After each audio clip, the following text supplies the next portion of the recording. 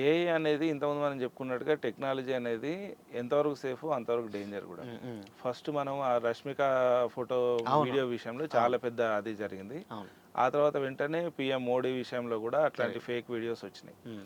ఆ 2 విషయాల్లో మాత్రమే గవర్నమెంట్ సుమోటోగా యాక్షన్ తీసుకుంది. హ్మ్. అంటే ఇప్పుడు ఫర్ సపోజ్ శ్యామ్ అనే మీ ఫోటోని గనక ఎవరైనా వాడితే హ్మ్.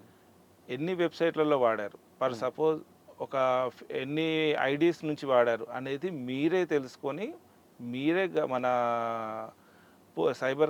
సైబర్ సెల్‌కి వెళ్ళి, ఇంగో ఫలానా ఫలానా ఐడీస్‌లో నా ఫోటో ఫేక్ వాడారు. ఫోటో ఉంది. హ్మ్.